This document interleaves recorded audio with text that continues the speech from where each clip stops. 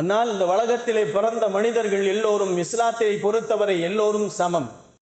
அவர்கள் எந்த வகையினராக இருந்தாலும் சரி, எந்த மதத்தனவர்களாக இருந்தாலும் சரி, எந்த நிதத்தவர்களாக இருந்தாலும் சரி, என்ன மொழி பேசினாலும் சரி, எல்லோரும் சமமானவர்கள் என்பதை இஸ்லாம் நமக்கு சொல்லி காட்டுகிறது. இஸ்லாத்திலே உயர்ந்தவர் தாழ்ந்தவர் என்பதாக இல்லை. கண்ணியத்திற்குரியவர்களே, அல்லாஹ்வின் நல்லடியார்களே, அதற்கு ஒரு உதாரணம் ஒன்று போதும்.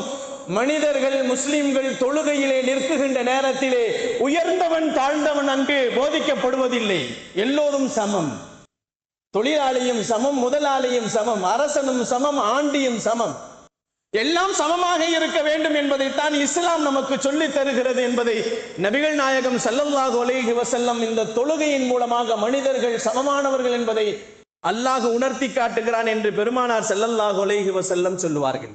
ஆனால் இஸ்லாத்திலே சில விஷயங்களின் மூலமாக உயர்ந்தவர்கள் தாழ்ந்தவர்கள் என்று சொல்லலாம். அதையும் அல்லாஹ் குர்ஆனிலே சொல்லுவான். மனிதர்களில் உயர்ந்தவர்கள், மூமின்களிலே உயர்ந்தவர்கள் யார் தெரியுமா? தக்வா உள்ளவர்கள் உயர்ந்தவர்கள், தக்வா இல்லாதவர்கள் தாழ்ந்தவர்கள் என்று சொல்லலாம். இன்னொரு விதத்திலும் சொல்லலாம். மனிதனுடைய ஜாதி என்ற விஷயத்திலே பார்க்கின்ற நேரத்திலே ஆண் ஜாதி என்று பெண் ஜாதி என்பதாக சொல்லலாம். இதை தவிர வேறு எதுவும் மனிதனுக்கு உயர்வு தாழ்வுகள் இல்லை என்பது இஸ்லாம் சொல்லி தரக்கூடிய மிகப்பெரிய ஒற்றுமையையும், மிகப்பெரிய மனிதனுடைய எல்லா துறைகளிலேயும் சமமானவன் என்பதை, எல்லோருக்கும் எல்லாராலும் எல்லோரும் நேசிக்கப்பட வேண்டும் என்பதை நபிகள் நாயகம் ஸல்லல்லாஹு அலைஹி வஸல்லம் நமக்கு சொல்லுவார்கள். லா கைர ஃபீ மன், நபிகள் நாயகம் ஸல்லல்லாஹு அலைஹி வஸல்லம் ஒரு ஹதீஸிலே சொல்வார்கள். லா கைர ஃபீ மன் லா யுலஃபு வலா யுலஃபு லா யஅலஃபு வலா யுலஃபு என்று சொன்னார்கள் பெருமானார் ஸல்லல்லாஹு அலைஹி வஸல்லம். பெருமானார் சமுதாயத்திற்கு உபதேசம் செய்கின்ற நேரத்தில் இப்படி சொன்னார்கள்.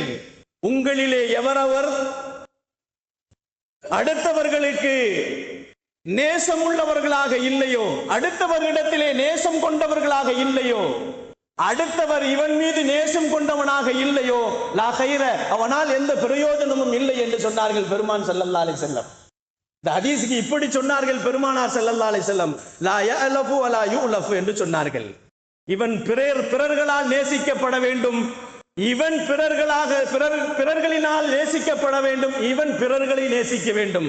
இப்படி இரண்டுமே இல்லை என்று சொன்னால் அவன் மனிதனிலே சிறந்தவன் இல்லை என்பதாக நபிகள் நாயகம் ஸல்லல்லாஹு அலைஹி வஸல்லம் நமக்கு சொல்லி காட்டினார்கள்.